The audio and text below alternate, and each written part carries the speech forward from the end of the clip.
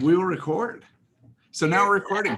All right. So in the chat, we got 6 hours supply, right? 20 plus offers. Getting ready to go. Less than 1 week in certain price points. So if we're priced right, things are moving. So here's the fun part. I'm going to ask you all this question. How do you control your paycheck in a market like today? What's the best way to make sure you get a paycheck? Get a listing. Get a listing. It's that easy, right? And here's why I say that. I got started in 2009 in real estate. And in 2009, I don't know if anybody else was around in 2009. If you were, give me a thumbs up from that reactions piece down there, or you can just raise your hand. And yet, if you're there in 2008, 2009, there was a ton of listings, not enough buyers. So it was completely flipped, where you would be the only one in the buyer. And the challenge with that is you've got buyers that want to see everything that hits the market because they don't want to miss anything. And then the flip side to that is where we're at today, where now we've got listings. We have way more buyers than we have listings. Obviously, that's the truth. And in order to control your income today, it's about finding those listings. And it's about taking that market share through listings. Because I don't know about y'all, would you rather be the one that has the listing and has 10 offers, or one of 10 offers? The first one. The first one all day. So that's what we're going to talk about today. Before we dive in though, let me share with you a few things. Number one, mindset. What is our mindset around listings? And here's what I want you to write down. Our words, what we say, how we describe the situation will dictate the outcome. So our words, how we describe this situation will dictate the outcome. And what I mean by that is this. If we say it's hard to find listings in today's market, we will dictate the outcome that it's hard to find listings in today's market. That's what we'll start to experience. That's what we'll start to see. The flip side to that is if we say, hey, there are listings everywhere and there are opportunities all around me, we'll start to open our eyes and open our mindset to what truly is available. So with that being said, that's really the challenge is going down that path of opening our mind so that we can see what does show up. Here's the flip side to it. If we're telling our sellers that there aren't enough listings in the market, so let's put yours on because you can dictate the price. Subconsciously, what are our sellers hearing? We can get whatever we want. You can get whatever you want. However, on the flip side, if I'm going to sell in this market, what do I have to do? Listing. I've got to buy in the same market. Oh. So if I'm a seller and I'm hearing, hey, there's no inventory, let's sell your house at the highest price possible. Really what I'm hearing is, if I sell today, how am I going to find my next property? Yeah, I can maximize my earnings. Yes, I can take advantage of the low rates. We can do all that, right? All this, the stuff we talk about. Yet if we're not talking about how we're going to help them get to the next place and find their next property and how are we going to protect them through that process, we may miss out on the opportunity. Because inherently what we're doing is we're creating fear in the eyes of the seller. So there's a couple tools I'm going to give you really quick, and I'm going to see if I can, I will tell you this, I am not the best artist. So be brave and give me some grace here. And yet what I'd like you to do on your page is draw, that's supposed to be a triangle, draw a triangle. And in that triangle, what I'd like you to do is break it up into sections. So we're going to break this one up into 4 sections. And in each section, here's what we're going to talk about. Let's talk about the power of questions for a second. And here's what I want you to think about. When we grow up, when we're kids, who here has a kid? Go ahead and raise your hand. Who's got children? Who here has been a child? Who here still acts like a child? Right? Myself included. And yet here's the thing. As we grew up, what was the first question we learned how to ask? Right? It was, do I have to eat my green bean? And the answer was yes. And you would say, why? Right? Why do I have to eat my green beans? Why do I have to put my shoes on before I go in the snow? Why do I have to wear a coat in Colorado when we have a blizzard? All those fun things that happen, and yet the kids want to know why. And so we're raised with that question of why. Here's what I'd like you to think about.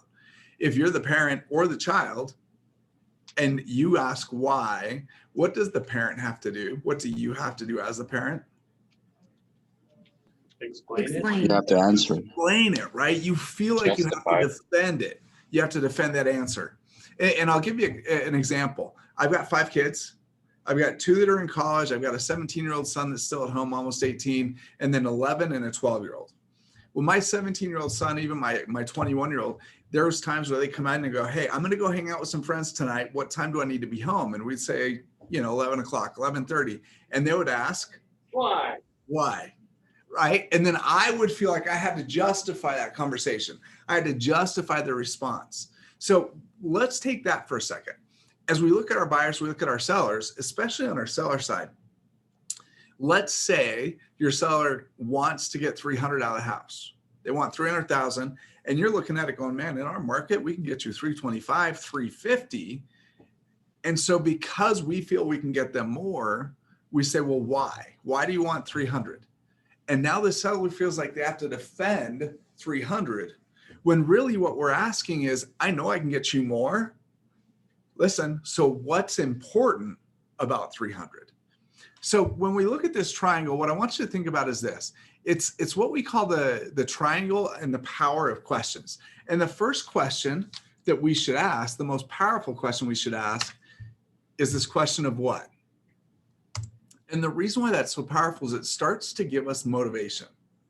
So when we do have the opportunity to have these conversations with potential sellers, it's helping us dig into what's important. So that question could sound like, well, what's important about this move? What's important about you getting that price? What's important about blah? What will it do for you if? Right? So now we're asking what, which opens a conversation versus forcing them to defend it. So as we say what, and I'll give an example. This is what it'll sound like. So what's important about 300? And they'll say, hey, if I can get 300, that'll give me enough cash because of our equity to pay off some bills and buy my next house. And then we're going to say, well, what's important about you paying off the house and paying off those bills? Well, it's going to give us the extra cash flow to afford that higher payment. Awesome. So what price would you be like to be in, or what type of home would you like to move into? So you notice how this is just a bunch of what's. The next level and the next layer of questions is how. So what we're talking about with how is this, is what's important to you about that? What are we going to do? How will that impact you and your world or your family? So it's what's important, how will that impact you? And we just go back and forth between these two questions. And the reason is through the course of these two questions, what we'll find out is their motivation, right? Well, I'd like to get 300. What's important about 300? It'll allow me to pay off our debt and buy the house we want because of the equity we have. That's great. So what I understand is it'll pay off your debt. And so tell me this, how much debt are you looking to pay off? If you're willing to share that, and they'll tell you, and you'll say, great. So what's important about you getting rid of this debt outside of just paying it off through the home equity? And that way, what we're starting to do is learn more about what's important to them. The next layer of questions. So it's a what, a how. This next one is really cool. It's who or by when. And the reason these are so important, not Bay, let's go that direction. I'm a good typer. By when. And the reason why these two questions are super important, and here's the challenge. As agents, we want to say, who's going to help you with that? Pointing at us. And really what we want to figure out is, who's it going to impact? So from our understanding, you want to sell a property for 300,000 because it's going to help you pay off your debt and buy that next house that looks like this, 4-bed, 3-car garage, whatever. So who will that impact if you're able to accomplish those goals? Well, we have 4 kids. That means 2 of them get their own bedroom. We've got 5 cars, so we'll have enough room to put 3 of them in the garage. When we pay off the debt, then it takes off that stress, so it's not going to impact our kids. So again, this is about finding motivation. Well, let me ask you this, because it sounds like this is really important. And they'll say yes. So by when would you like to have all this done? Ideally within 60 days. That's awesome. So what I understand is you'd like to have your house sold in 60 days, find your next property, because that's going to impact your ability to pay off the debt, which will help you be better with your kids. And at the end of the day, that's what's most important. So now you start at the top, work your way back. And all you're saying is, I understand what you're telling me. Then the last piece, very last question we ask is why. And the reason why we wait to ask for why is now we built rapport. Now we understand what's going on when it comes to their motivation. And now we've earned the right to ask why. So based on what you just told me, why is this so important? So, and now you get to back up into, here's what I know. Based on the research I've done, we could possibly get you more for the property than 300 grand. So that'll help you get a bigger down payment and take care of those bills, which will help you alleviate that stress. As you said, become a better parent. And in my opinion, from what I've heard, that's what's most important, correct? And they say yes. Here's what I want you to understand. Nowhere in this conversation of what, how, who, by, when, and why, nowhere in this conversation are we saying, choose me. Nowhere in this conversation are we talking about all the marketing that we're going to do to help you sell our house. All we're doing is focusing on their motivation. That's it. Just their motivation. And by focusing on their motivation, we focus on them. So before I move on, what's important about focusing just on their motivation?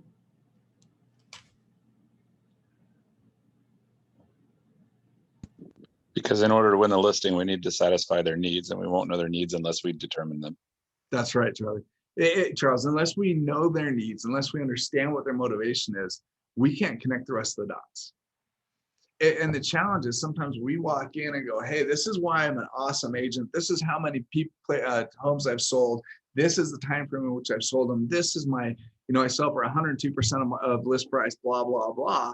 And all of that doesn't matter to them until we connect it to their why, until we connect it to what's important to them.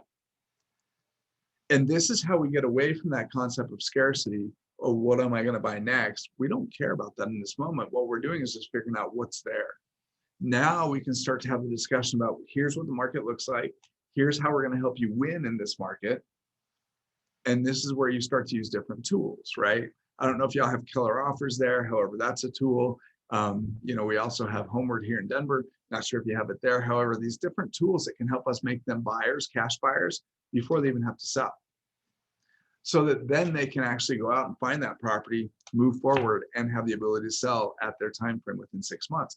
So it's just, how do we bring solutions? And that's the last piece, is our job is not to show them what's available or what the opportunity is. Our job is to help them find the solution to the problem or to their motivation. And as we help them find that solution, that's what makes the difference. Now, here's another aspect to this. And if you're in coaching, some of this stuff might look familiar, and just don't tell your coach that I taught you all these tricks and techniques, because this is some of the stuff we use as coaches. And yet there's this conversation. I'm going to clear this out. Figure out how to clear it out. There's this conversation. It's what we call the 4 boxes. So draw a square and break it up into 4 quadrants. And here's what happens. What we know is that our buyers and our sellers, and let's just talk sellers for this one. We know our sellers live in this place called the possible present, which basically says, hey, I know this is possible in my own head, right? In today's market. And what that means and what that sounds like is they go, okay, based on today's market, based on how quickly properties are appreciating and selling for, then it's probably possible I can get substantially more than what I think for my property, right? So they may come in and say, I want 350 or 375, and the property may only be worth 350. And yes, in today's market, you might be able to sit at 375 for a month or two and get there.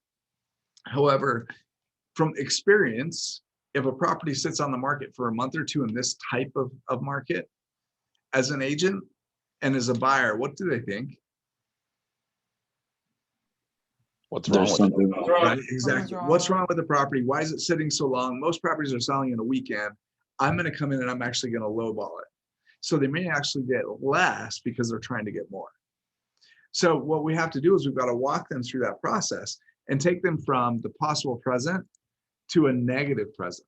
And what that sounds like is this. So let me tell you, Mr. and Mrs. Seller, if you're a buyer and when you go to buy, if you see a property that might be a little overpriced and sits on the market week after week after week, what will you do when you go to make an offer? So you flip the coin to them, right? Let them now go to the buyer position. And they're going to say, I might lowball it, especially in today's market where people are getting multiple offers, blah, blah, blah, blah. And you say, great. So does that mean the seller is going to get more or potentially less than what they expected? And that's where they'll say less, and you'll say, awesome. And see, that's why it's important in this market that we do price it right, because what happens, go back to that other process, right? If 350 is their max, and really we know we should list it for 3.25 to get to 350. How would you feel, Mr. and Mrs. Seller, if we listed your property at your max price and then you had to take an offer for less? And they may say, I'm not going to be happy with it. I may turn it down. We just may stay here for a while. Awesome. And how will that feel? Now that we've got motivation, how will that feel if you're unable to pay off the debt and you have to stay in the property because we're asking for more than what it might be worth? All we're doing is taking them into that negative future, right? So here's the key with negative future is we may camp out in this negative future for a while. And the reason is we want them to feel it. We want them to feel internally what's happening. We want them to experience the feeling and this pain of not getting what you want.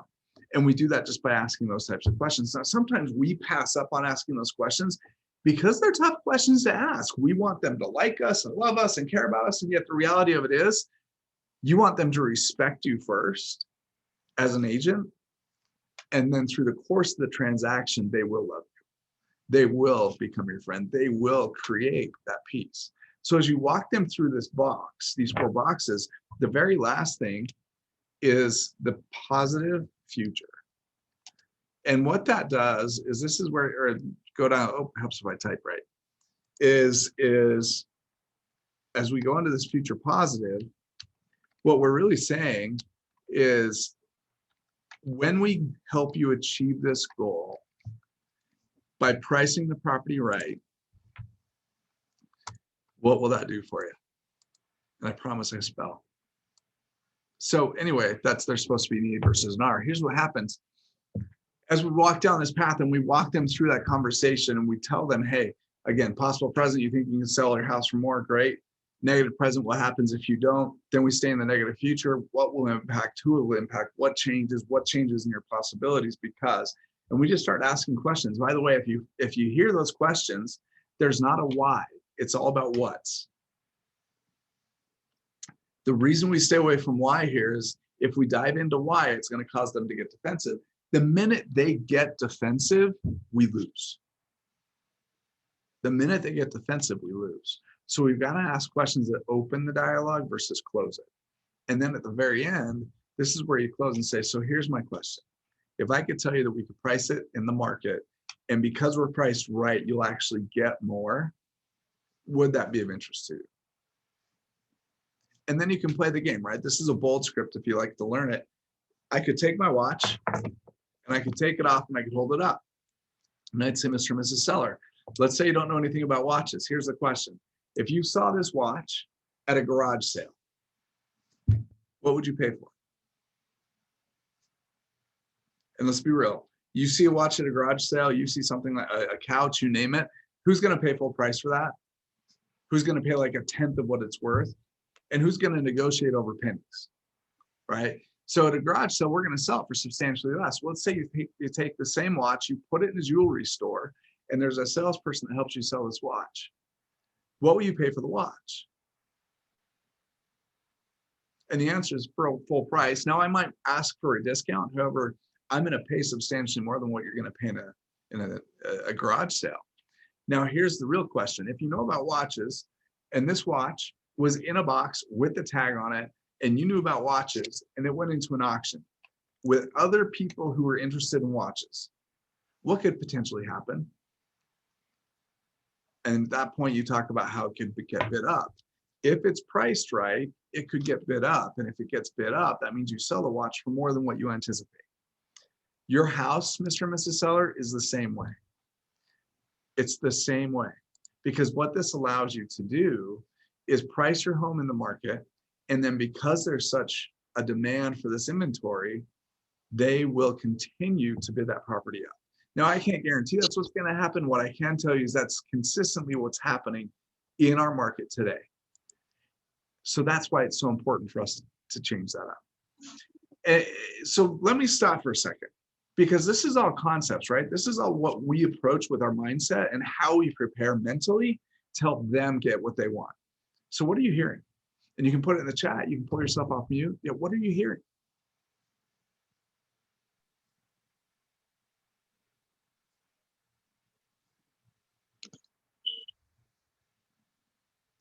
And by the way, Charlie, you're right. Chris Voss says, and Never Split the Difference, great book. By the way, use it as a textbook, not just a quick read. So that's why one we thing never I heard from, I had 2 recent buyers that both insisted on going higher, and your scripts are great. And I can say mine were probably maybe half as good as that, but still didn't work. Right? So, but what I thought was interesting about the one is they just said, well, we're willing to give it a go because we don't mind waiting. And I did the whole, you'll end up, less, if you wait. And they still really stuck to the, well, we don't mind. So I really had to shift gears quite quickly so as not to, put them on the defensive of, okay, well, can we make a commitment that if your price doesn't work, that we'll adjust quickly, right? And so we would meet weekly, and they held to that. And they were the first people to tell everybody that when it sold for exactly what Kathleen told us it was going to sell for in the first place. And I don't know, in a way, maybe they needed to do that to prove that they weren't leaving anything on the table. But we did get there in the end. But I think the only way I could, continue to be successful was to say, okay, I can't keep beating a dead horse. So we'll meet weekly and we'll adjust, as the market and what we're seeing. And so there was a lot of data and a lot of discussions, and we would drop it down, a couple of times to get where it needed to be. And that's the key is this isn't the conversation. And I love what you said, Kath, is quote unquote, you may not be able to say it as well as I said it. Well, how long have I been doing this? Right. I mean, longer than me. At the end of the day, this doesn't come naturally. It's not something that you just spit out. This is role play. This is practice. This is going through it over and over and over again, which is what allows you to have this be so natural, to allow you to create the dialogue that's going to help you get to where you want to go. And that's the biggest key is how do we create these conversations and how do we respond properly to what we're talking about? And all this comes through practice. All this comes through that script practice and role play that you have to do with a partner. And then here's the challenge. If we're having a hard time setting appointments, we script practice and role play that conversation to set appointments. If we're having a hard time winning the listing, then we script practice and role play both the objection handlers and that listing presentation so you get good at it. Now, here's what I'll tell you. In this listing presentation, we're not walking in going, this is why you picked me. What we're doing is we're walking in and asking and following up with that motivation. Your pre-listing packet is what says, this is why I'm great. You should see my stats. And that's where you sell yourself. It's in the listing presentation where you really focus on motivation and you really focus on what's important. So as we do this, the purpose behind this conversation is this starts up here. It starts with how we think. It starts with how we prepare. It starts with what we do to maximize those opportunities. So as we go down this path, here's what I want you to think about. We talk about what are the sellers thinking. We talk about how do we help them get what they need. We talk about how do we help them achieve their goals. Sometimes, yes, they're going to be unrealistic, and that's fine. It's just having that conversation, as Kathleen said, of if we aren't achieving what we desire to achieve based on the current market, we know properties that are priced right are going under contract in 12 hours or whatever that may be. Then do you agree that the following weekend, we give your house the best opportunity and reduce that price quickly so that we find the market and we help that move? Another way that I do that, I don't know if anybody out there is an angler or fishes. When you think about fishing, my kids fish all the time. I sit on the banks and I read a book. However, when we're out backpacking or when we pull up to that fishing spot, if another angler is walking off the river, there's 2 questions my kids will ask. Number 1, what are they biting on? What type of bait are you catching the fish on, right? If you're fly fishing, what are you fishing with to create those results? Number 2 is where are the fish biting at? right? Are they in the rocks? Are they on the banks? Where are they biting at? And the reason those two questions are important is because it allows them to pinpoint and maximize their opportunities. Well, the same is true with our properties.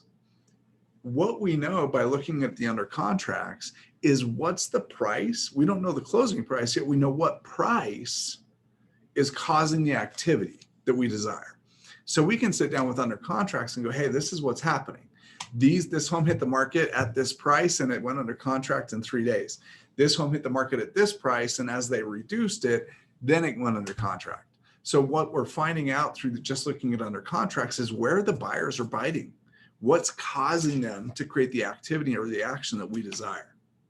And that's another way I would look at this with the scripts, especially in such a hot market. Instead of looking at actives or solds, actives are what people wish they can get or hope they can get. Solds, because our market is moving so quickly. If I pull a sold that listed 3 months ago in Denver, we're seeing appreciation rates of about 1.5% a month. So here we are 3 months later, and I could possibly sell that house for 4.5% more than what that last one sold for. So we're all using old data, even if it's 3 months old, to create the pricing for today. So part of it's looking at your actives. The real key is to look at your under contracts or your pendings, and that'll tell you where those fish are biting. So all of this is just skill. You know, once we get past our mindset and the way we think about these opportunities, now we're talking about skill. How do we price? How do we have these conversations with our sellers? What does that all sound like? Now let's talk about this. Where do we find them? You know, I said this is 7 listings in 7 days with 7 ideas. So let me give you 7 ideas. And some of these you guys are already using. Some of these might be new. So number one, think about it this way. About 50% of the buyers that you find have a house to sell. Are we asking that question up front? Are we just saying this house is going to sell for $300,000 or it's listed for $400,000 and the buyer goes, okay, I can't afford that, click. This is where we hold on to that buyer on the phone or through the conversation, or if it's a Facebook lead. This is how we continue to work that, is what's important to you about this neighborhood? What are you looking for in your next place? Let me look that information up. Yet why I do that, you know, give me some more details about what you're looking for. Are you pre-qualified? Do you have a house to sell before you're able to buy this one? If I had a way for you to actually buy the house you want before you sold, would you be interested in having a conversation? All of this are just simple questions that we can ask to create a dialogue. And the reason why these questions are important is at some point they're going to say, okay, what program is that? Or tell me more about it. And that's where you close. Instead of telling them, hey, this is what I've got, that's where you say, hey, this is why we need to get together, be it through this format, right? Zoom or face-to-face, whatever you're comfortable with. And I can show you what we do because it's better for you to see it than for me just to tell you. And here's the cool part about this format.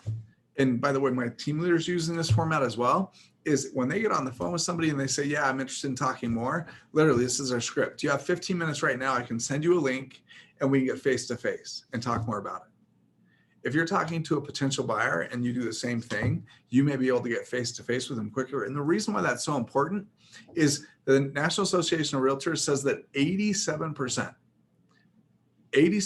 of sellers or buyers will work with the first agent that they connect with. Not the first agent they talk to, the first agent they connect with. And how do we connect in this format? And it's getting face-to-face. It's having those conversations. So number one, remember, 50% of our buyers are sellers. So are we asking the questions to get there? Number two, do we have contingency solutions? Going back to the fear of the sellers, hey, if I do sell my house, where am I going to and what market am I buying in? Do we have contingency solutions, ways that we can protect the seller through that process with a contingency in the contract to help them find their next property? Now, here's what I'll tell you. I know Colorado law and real estate, that's where I'm licensed at. Your broker knows your license laws. So these conversations, make sure you do connect with your broker to make sure we're staying within by the guidelines and the bounds. However, in Colorado, one of the things we do is we'll write into the contract that the seller has 14 days to find their replacement home. And if they don't, the contract is void. And if actually what happens, if they don't find that house in 14 days, we just extend it. And yet most sellers that become buyers, now they're committed to the process, they'll find that house in 14 days. They'll figure that piece out. The other way is you could put out an extended closing date with adequate time for them to find that house. There's all sorts of ways that we can protect our sellers and help them feel comfortable with that market. So understand that piece. We've already heard this one. Number 3 is your database. Your database is so powerful and so big. Now, here's the question. Are we just calling and saying, hey, who do you know who wants to sell? Are you interested in it? Or are we finding creative ways to create motivation? So I'm going to give you 2 options. Let me share the screen. These come from a friend of mine up in Grand Rapids, Michigan. His name is Lucas Howard. And he shared this with my market centers when he taught this in my market centers. And yet all he does is calls these love letters. So the reason this is important, let me tell you what, I don't know if you're familiar with what happened in Michigan with COVID. They were shut down for 2 months. Realtors were deemed non-necessary for 2 months, which means they couldn't meet with a client. They couldn't send a photographer in. So they had to get creative on how they were doing that. And yet once those 2 months were up, they had to figure out how to make up the gap, right, to achieve their goals. So one of the things they did is they sent out this email to their entire database. And it was really simple. It said, you know, dear so-and-so, whoever it would be, would you consider selling your home to buyers of mine? We look forward to hearing from you. Best regards, Lucas Howard and the Howard team. Done. Here's the thing. We overcomplicate this, right? I've coached some of our agents here in Denver because they're like, hey, here's my love letter from my client, and I'm going to send this out. Well, that love letter is a full page with 6 paragraphs. Who's going to read a full page with 6 paragraphs, right? So this piece is super important. And let me show you the other one. Now, here's what he said. This was always followed up with a conversation and a phone call. The next piece that he said, and this is something he mailed out, and he mailed it out to certain neighborhoods where his clients were interested. And it was simply this, and this one's kind of silly. He tells us about it. And yet all it is it says, would you be interested in selling your home at 123 Main Street to a client of mine? If so, please give me a call. Here's my number. Now, again, super simple, not overcomplicated. And yet through these 2 letters, they got 16 listings in 2 weeks.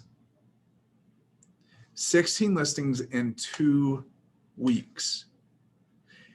Here's what he says that's funny. If you look at the up on the top left, it says Lucas and Alyssa. That's the name, that's husband and wife. And then if you look at Howard, it's indented. And then it says realtor, then it says Lucas Howard Group, yada, yada. And he says, here's the funny thing. I didn't even notice it was indented until I looked at it and started sharing this with people. And yet it doesn't matter.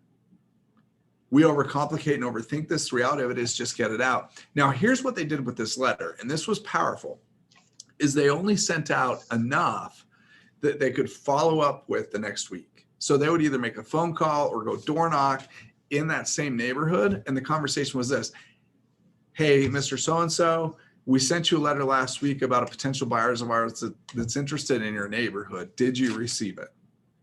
Yes or no? Great. By the way, just wanted to follow up and you know that they're still serious about your neighborhood, and just ask, who do you know in your neighborhood that may be willing to looking at selling or buying? And that's all they did. And it was that simple. 16 listings, 2 weeks. The question is, what would you be able to get if you employed the same solution? Here's the reality. Lucas shared this with my offices. Almost 80 people were on that call.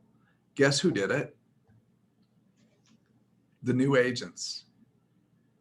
Our new agents actually jumped into this. Those of us that are experienced, that have teams, were like, yeah, we've got our own stuff. And we didn't. You have to have an active buyer to do this. Because when I do marketing, I say things like, you know, we have buyers, you know, interested in your neighborhood, because in general, like generally, but what happens if you can't pony up the actual buyer? So here's the question. How many people are in your office? Well, enough. So you just run to everybody else and say, okay, I like it. Okay, it's a great answer. Right. The reality of it is someone in your office probably has that buyer. I love it. Okay. During the sales meeting, as a newer agent, when we were having more experienced agents with buyer needs, that to take that specific buyer need, and as a newer agent, go door knock the community that more experienced agent has a buyer for, connect that within our family, and you have an actual buyer then that is looking in that community. So you're door knocking with a legitimate buyer. 100%. And if you want to take that one step further, number 4 is face-to-face, right? So number 4 is, how do we get face-to-face, be it through Zoom or through the conversations, through the door knocking, following up on these letters. Now, here's the other thing to know about the letters. It was handwritten. It was a handwritten envelope. It wasn't just a, your typical mass mailer. It was a handwritten envelope. And here's what Lucas said, which is so much fun. He said he paid his kids to do the handwritten envelopes. Just saying, talk to your accountant, because that's also a tax benefit on our side as we run a business. However, that's what he did. He paid his labor. It's true. Yeah. Awesome. Right now, my dad's a CPA. I can go into all that. However, what I'm going to tell you to do is talk to your tax advisor, because there's a certain limit where you can actually pay your kids without taxes. And what we've done is we put it in an IRA to help pay for their college. Just saying. So there's ways to work through that. Talk to your tax advisor, and they'll get that piece put together. Here's the other thing that's happening. Right now, we've got agents that are knocking in neighborhoods that their buyers are interested in with their buyer. With their buyer. And for those who are thinking about it, they actually will invite the buyer in. Buyer will look. If it's the right house, awesome. If it's not the right house, that's when the agent follows up and goes, so this may not be the right property for my buyer. However, my office has other buyers who may be interested in this, and it sounds like you might be willing to sell if you can get the right price. We've got agents that have done this as I've taught this class, and they'll pop up and go, yeah, I took 2 listings last week just because my buyer was with me. By the way, what's it prove to your buyers? Right? It proves that we're willing to go out and do whatever it takes. Whatever it takes. Charlie's, you put a great concept in. When you're looking for answers or solutions, if you've got some folks that are maybe older, they may be able to do a reverse mortgage on that next purchase. They may be able to find other solutions where they don't have to carry that payment, especially if they're limited in income to other resources. So there's ways to work through that, especially if they're in a 2-story and they want a single story, you name it, those pieces are there. So number 5, going back to it, it actually falls into this concept. Look for life changes, major life changes. This could be they're adding kids. This could be they're getting married. This could be they're getting divorced, right? That's a 3 for you got the sale and 2 buys if you do it right. This could be that they passed away and you're working with estates and trusts. It could be bankruptcy, right? Where they may potentially lose a property and the courts tell them they have to sell because of the equity that they have. All of these are relationships, right? It's not just a relationship with the client, it's a relationship with the referral partner. So who are the professionals, the advocates that you could partner with that would help you get this done, right? This could be trust attorneys, it could be divorce attorneys, it could be bankruptcy attorneys, et cetera, et cetera, et cetera. It could be a wedding planner. As simple as that sounds, it could be.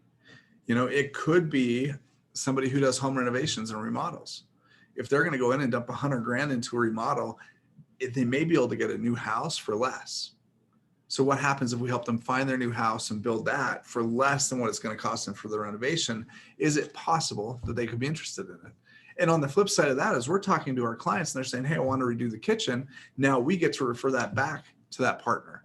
So we get to build each other's businesses, right? So major life changes, period, will happen. In my world, I got 2 kids that just went to college. I've got a third that's getting ready to go in a year. I'm going to have 2 kiddos at home. Do I need a 4-bedroom house? I mean, for me, I'll knock down a wall, make a bigger master. My wife's like, don't know if I want to do those changes. However, at that point, do you need it? And there are folks that might go, you know what? I'm going to downsize to a condo so the kids never move back in. Whatever works. And it's just having those conversations. Number 6, non-owner occupieds. Investors.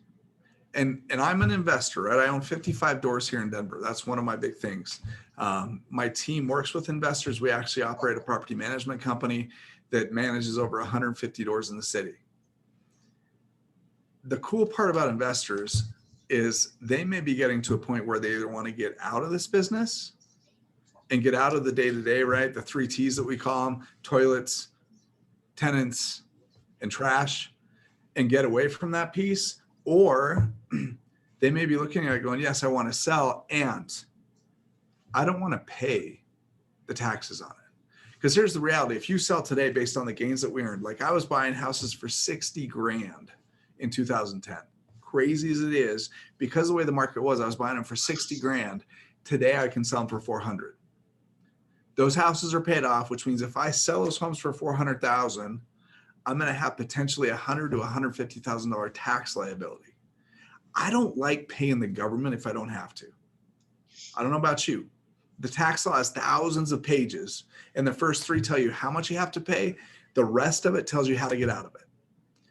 There's a great book, Tom Wheelwright wrote it, called, now I forgot it. Tom Wheelwright, he's Robert Kiyosaki's tax advisor. And it's called, I'll remember it and I'll tell you. However, if you look it up, you'll find it. What he teaches, what's that? Tax-free wealth. Tax-free wealth, that's it. Thank you, Justin. It's honestly, it's a great book. He talks about how you can actually go through and protect yourselves as you get older from paying taxes. And a lot of that's done through real estate. Some of it's done through other assets and other pieces. And yet, if you do it right, you'll never have to pay tax. So my dad is my business partner in our properties, those 55 doors that we own. We only have 7 mortgages. So the rest of our doors are owned free and clear. The challenge is he's ready, he's 65, he's ready to see what kind of passive income he can create from these properties. And yet, because we're dealing with tenants, we're dealing with trash, we're dealing with the repairs, we're dealing with the toilets, we're dealing with the maintenance and the fix-ups of these properties that we've had for 10 years, we're not seeing the cash flow that he'd like. So here's what I'm going to give you. If you're working with folks that want to sunset out of retirement, out of owning and renting property, and don't want to pay the tax liability, or even people like myself that have millions of dollars in real estate assets and yet would like to create consistent income from that, there's a program called a DST. It's called a Delaware Statutory Trust. You need to work with your financial advisor to go through this. A lot of them have access to it. Look at the positives, the negatives, and how it can work. And yet here's what's happening. My dad and I are getting ready to do this with a handful of our properties, the ones that have mortgages on them. So while we're holding in our portfolios, paid off properties. And what we're going to do is we're looking at DSTs right now. What that trust does is it gives you a partial ownership in a commercial property. So you're basically a minority owner in a commercial property. So like what we're looking at are huge apartment complexes or Amazon centers, distribution centers, Walgreens, Home Depot, type of commercial properties that have these long-term leases. We can give you a minute, Jake. Would you like me to speak? Oh, you're good. Water? No, I grab stuff. So here's the fun part. With those DSTs, it gives you a guarantee distribution. So like the ones we're looking at are anywhere between 4 and 6% distributions. Well, if you put $2 million into that, that's 120 grand in distributions that just show up. Anybody good with that? Right? Here's the flip side. You still get to take advantage of all the tax benefits. So you get the depreciation, you get all the other aspects that you would normally get in owning real estate by yourself. And you end up paying taxes on approximately 5% of the dividend. So example, I take 120 grand in dividends. I'm going to pay taxes on $6,000 of income, which means 114 grand is not taxed. When you do the math backwards, it's like making $180,000 to $200,000 a year pre-tax. And the cool part about this is they typically will hold these properties for 4 to 7 years. When they sell them, you're able to take advantage of the appreciation, which is typically 3 to 5% a year, and either roll that over into another DST or liquidate it and 1031 it into another site type of property. And what that means is if you're looking at a 3 to 5% appreciation and I'm picking up 5% in dividends, that means I'm making 10% a year as a return. Where can you get almost a guaranteed return of 9 to 10% anywhere else? Now, as investors, don't get me wrong, with the 55 doors we own, we're going up 1.5% a year just in value, or a month and just in value, which means we're going to appreciate anywhere between 12 and 18% this year, just in appreciation. And then when you add back the rents, yeah, we're sitting on 20 to 25%, yet it's a headache. So this gets you into a more passive process to help you do that. Why is this important? Go pull from title your non-owner occupied properties. Basically, how you're going to find that is it's a tenancy, right? So they're going to tell you, well, here's this property and it's an absentee owner, meaning that their address, their mailing address is a different place than here. Some of those will be set up in LLC, some of those will be different. And yet you start to prospect that group. And the conversation goes like this. Hey, I know we've seen appreciation. I know we're in this market that's starting to peak out, and you've probably got a ton of it and gained a ton of it. What most people aren't aware of is they can take advantage of that appreciation without paying taxes. I'd love to talk to you more about it. When's a good time? What my team is doing with this, because we do have a huge investor portfolio, we do about $15 million a year in gross volume just through investors, is now we're reaching out to the same investors and saying, if you're ready to sunset, we have this option. And we're bringing in a financial planner. We're bringing in a CPA to have the conversation about how this works and what the benefits are. We're pushing this out through Facebook. We're marketing to our database. And through that process, all we're doing is a Zoom meeting just like this to educate them. And then when they raise their hand, then we get together. Here's the cool part. Last week, we took 6 listings from one investor. 6 listings, one investor. This is how you find those listings in bulk if you're willing to have the conversation. Number 7 is expired rentals. In today's market, because as landlords, we're becoming more picky with who we're putting in the properties because we can't evict or the eviction laws are so strict, we're being pickier. And there's a possibility that that rental sat on the market for 2 or 3 or 4 months, which means that landlord is carrying the costs of that property. And if there's a mortgage on that property, they're getting substantially upside down with their cash flow. So if we have a solution like this DST or a 1031 into a different market, you name it, that might be another option, is to contact them and say, hey, look, I see this property's been vacant for 4 months. Have you thought about selling it and take advantage of the equity that you have? We may have a solution.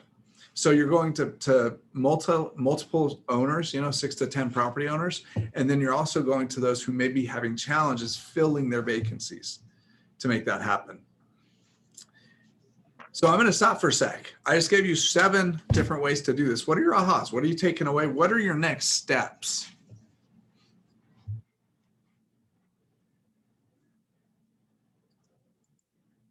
Hey, Jake, Chris and I are over here chatting, and here at the Biltmore, we're thinking that we need to have a financial planner come in for our agents to talk to them not about their own financial planning and yet how to speak to clients that are investors.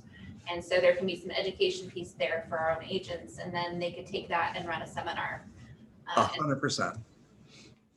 And honestly, that's something we've done in my 2 market centers that I'm in the OP of, is put together a financial planner who actually is familiar with this, the DST piece. So he's educating our agents there. The other thing he does is he consults with our agents about the best options based on how our businesses are structured for them to invest and maximize those opportunities. So not only is it just about DSTs, it's also for us about how do we structure our business appropriately through an LLC or S Corp so that we can maximize the opportunities available to us with that investing side. I love that. So Jake, I had a question. This is Kathleen. Just yesterday, I did the same thing. I asked the title company to give me a list of non-owner occupieds in my neighborhood because I just wanted to start somewhere, right? Exactly. And kind of have a story to tell, right? Like, I'm a realtor and a neighbor and know the hood, et cetera, et cetera. I was just going to write a letter. Do you see different results, based on the actual, channel that you use to reach out? And then, like you say, follow up. But I was going to just start, since I had their address, with just a letter. Do you have any advice on whether that's a good way to start that? It's a letter. I would utilize the same thing that Lucas just did. Keep it simple. Yeah. Okay. And the reason why that's important is we overcomplicate this sometimes. And when we keep it simple, it's more likely to be read, number one. And number two, because we keep it simple, it makes it easier for people to respond. Yeah. Now, another way to do this, and this is something that Tony DeSello used to do in Boulder, Colorado, is he would say, I've got a buyer and they're looking for this type of property. And he would give them the specifics, right? A 4-bed, 3-bath with a 2-car garage. Who do you know? He wouldn't give a price point. He'd just say, who do you know? Or if you're thinking about it, please reach out because I'd love to connect the two of you. The flip side to that is, again, it goes into hand addressed envelopes. So people are more likely to open it and make that work.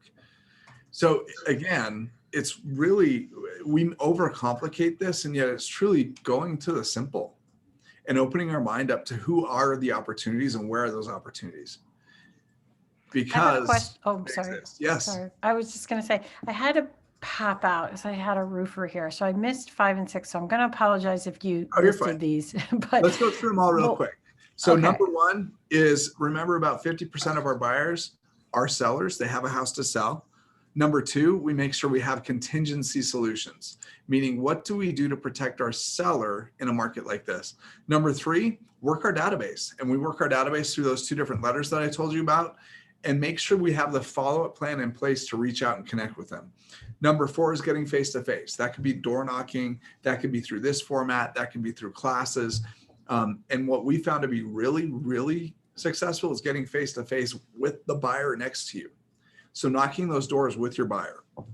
Number 5, look for major life changes, wedding, divorce, death, all that kind of fun stuff, and get to know those resources, right? The attorneys or the repair and maintenance folks or remodelers, so that you can connect with them to find those opportunities. Number 6 was non-owner occupieds. And that's where we talked about small portfolios, the DST opportunity. And then number 7 was expired rentals. Look for those rentals that may have been on the market for 3 or 4 months. Those are what's starting to weigh down that portfolio and the return on the portfolio. And people may be willing to sell those. Right. So I'm going to wrap up all the way to the very beginning as we start to close this thing out. And then I'll ask for ahas. Number 1, what is the story we tell? What's the story we're telling ourselves? And subconsciously, by telling ourselves that story, what are we telling our sellers? So be aware of that story. Number 2, what's important to this about you? What's important to you about this? Why are we so focused on going out and doing this business the right way to control that earnings and that income? And if that's the case, how many listing appointments do we need to set every day or every week, depending on the size of the business and our goals? And are we committed to do those activities? And I'll leave you with this thought. If you take this statement, write down these 3 words: leave a legacy. Leave a legacy. When you see those 3 words, what do they mean to you? What do you see?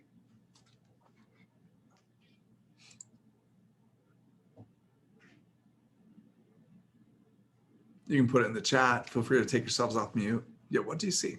What does it mean? To me, I think it always means service over sales. Like, I like to know that I'm helping people. You think about the commissions last and get all excited about the experience for them first. That's right. It's service over sales. What else? When you see Yeah, legal, Jake, I would say, setting an example of ethical business and, principles first. yeah. So setting that example of ethical business principles first. What else?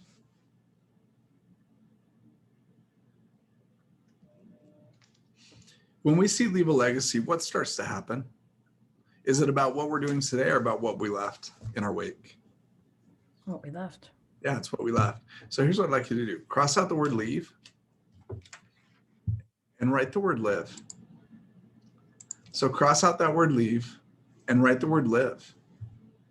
And now look at that statement. And when you see live a legacy, what does that mean? Now that it's different, what does that mean? Be mindful of what you're doing today because it's going to be your legacy. Be mindful of what you're doing today because it's going to be your legacy. I had a mentor once, and this is what she said, basically along the same lines. And write this down. She said, every day you live the legacy you leave. Every day you live the legacy you leave.